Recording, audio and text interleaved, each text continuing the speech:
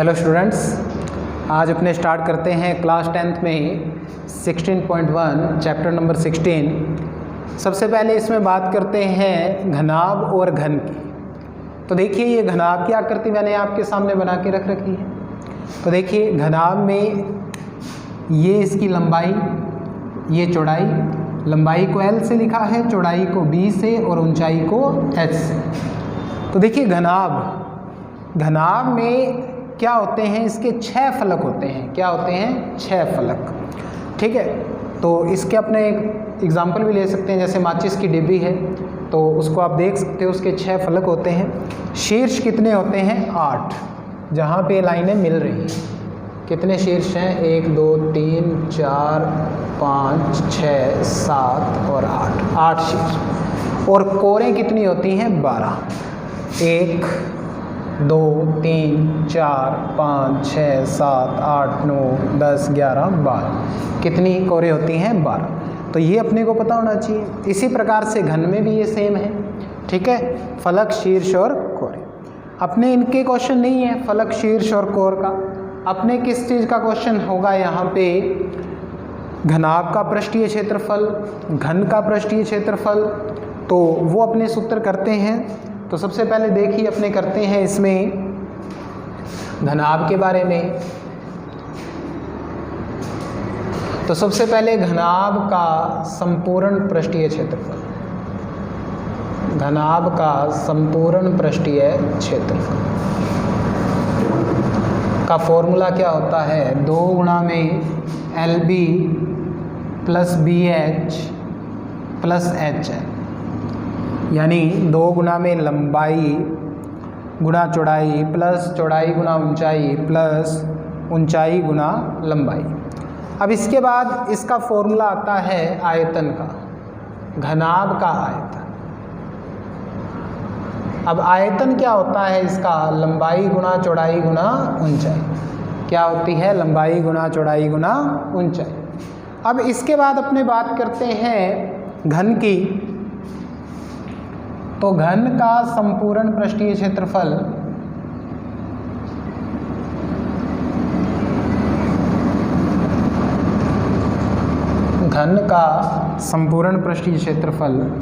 क्या होता है? 6 गुना में भुजा स्क्वायर। अगर भुजा आपने A से लिखी है, 6 गुना में भुजा स्क्वायर, 6 फलक होते हैं इसके। उसके बाद घन का आयतन,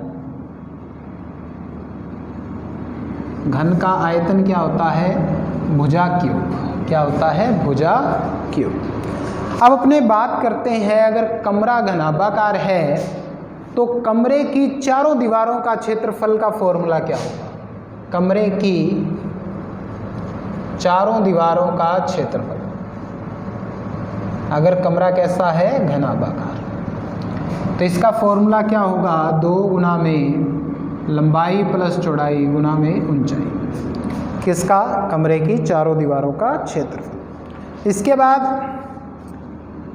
घनाकार कमरा हो, घनाकार कमरे की चारों दीवारों का क्षेत्रफल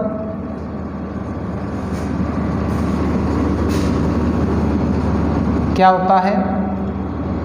4a²। अब अपने इसमें बात करते हैं विकर्ण की, घन और घनाभ के विकर्ण की बात करते हैं।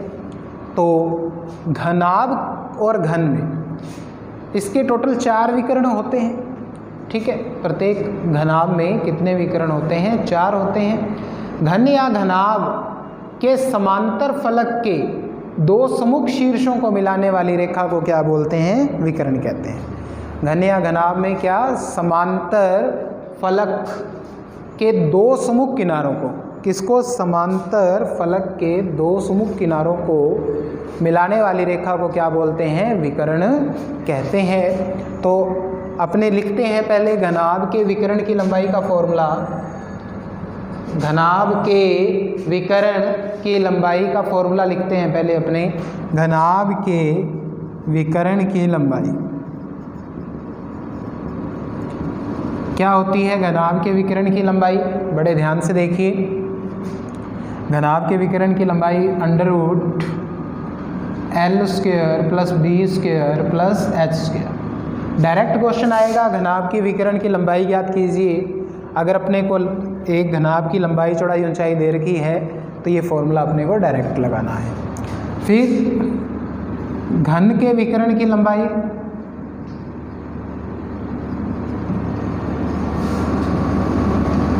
ये होती है भुजा रूट 3। कितनी होती है? भुजा रूट 3।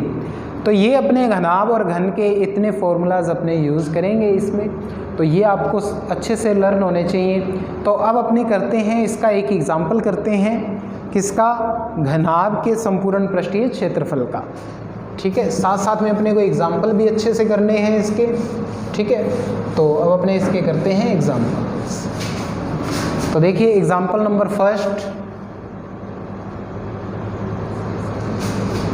एग्जाम्पल नंबर फर्स्ट अपने को दे रखा है जो आपकी आरबीएसई क्लास की बुक में है।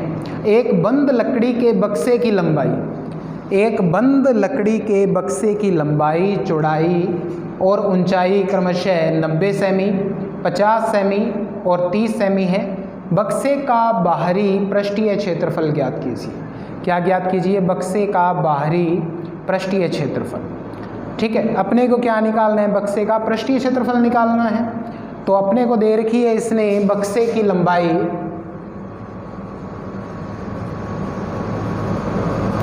L कितनी? 90 सेमी, बक्से की चौड़ाई 50 सेमी, बक्से की ऊंचाई, लंबाई 90 सेमी, चौड़ाई 50 सेमी और ऊंचाई 30 सेमी। अब अपने को निकालना है बक्से का बाहरी पृष्ठीय क्षेत्रफल। अब पृष्ठीय क्षेत्रफल का फॉर्मूला अपने को आता है। अब बक्सा किस प्रकार का है? जब अपने को लंबाई चौड़ाई ऊंचाई दी है तो बक्सा किस प्रकार का है? घनाभाकार बक्सा है। तो घनाभाकार बक्सा है तो इसका फॉर्मूला क्या होगा? घनाभ के पृष्ठीय क्षेत्रफल का 2 × LB + BH + HL। L की वैल्यू रखते हैं अपने 90, B की रखते हैं 50, B की 50, H की 30, H की 30, L की 90। अब इसको सॉल्व करते हैं। 9 × 5 = 45, 45 हो जाएगा, 5 × 3 = 15, 1500, 9 × 3 = 27, 27। अब इनको जोड़ देंगे अपने, तो 2 0 तो आ ही रही है। 7 और 5 12 और 5 17, हासिल आएगी 1, 2 और 1 3 और 1 4 और 4 8, 87। अब मल्टीप्लाई करेंगे, 2 का 0 से करेंगे 0, 2 का 0 से करेंगे 0, 2 7 है 14, हासिल 1, 2 8 है 16 और 1 17, 17,400। अब देखिए क्षेत्रफल निकाला है और ये सेंटीमीटर में है तो अपने पास क्या आ जाएगा? सेंटीमीटर स्क्वायर लिख दीजिए या वर्ग सेमी। तो इस प्रकार से सिंपल से क्वेश्चन है जो अपने को सॉल्व करने हैं। अब अपने इसके बाद करते हैं इसका एग्जाम्पल नंबर 2। बड़े ध्यान से देखिए, एग्जाम्पल नंबर 2 करते हैं। अब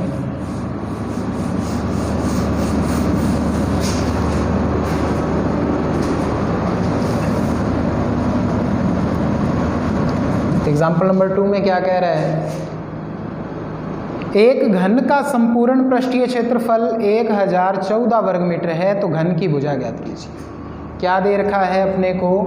घन का संपूर्ण पृष्ठीय क्षेत्रफल 1014 मीटर स्क्वायर। क्या दे रखा है? घन का संपूर्ण पृष्ठीय क्षेत्रफल 1014 मीटर स्क्वायर। अब देखिए घन की भुजा निकालनी है तो अपने मान लेते हैं, माना घन की भुजा कितनी मान लेते हैं? बराबर A मीटर।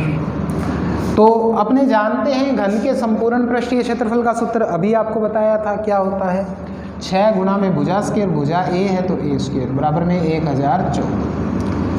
अब 6 इधर मल्टीप्लाई में, उधर जाकर किस में हो जाएगा? भाग में।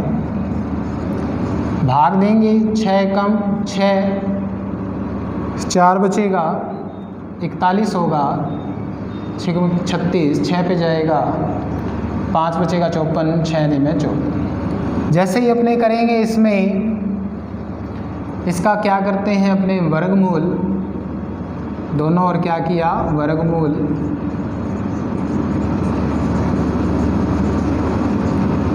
तो 169 का वर्गमूल अपने पास क्या होता है 13 मीटर, यानी अतः घन की भुजा अपने पास कितनी आ गई 13 मीटर। ओके, इस टाइप से अपने को ये क्वेश्चन करने हैं। अब अपने एक क्वेश्चन और इसका लेते हैं, एग्जाम्पल नंबर 3 लेते हैं। यदि घनाभ की लंबाई 12 मीटर, चौड़ाई 9 मीटर और ऊंचाई 8 मीटर है तो घनाभ के विकर्ण की लंबाई ज्ञात कीजिए। तो क्या निकालना है अपने को, घनाभ के विकर्ण की लंबाई अपने को निकालनी है। एग्जाम्पल नंबर 3 अपने को दिया हुआ है,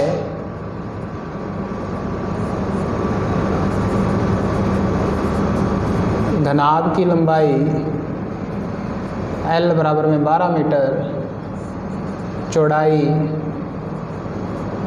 और ऊंचाई अपने को कितनी दी हुई है, चौड़ाई अपने को दी हुई है इसमें 9 मीटर और ऊंचाई कितनी दी है 8 मीटर।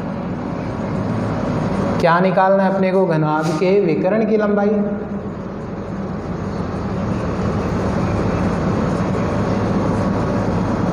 घनाभ के विकर्ण की लंबाई क्या होगी, root L² plus B² plus H²। अब L की वैल्यू कितनी अपने पास 12, B की वैल्यू 9, H की वैल्यू 8।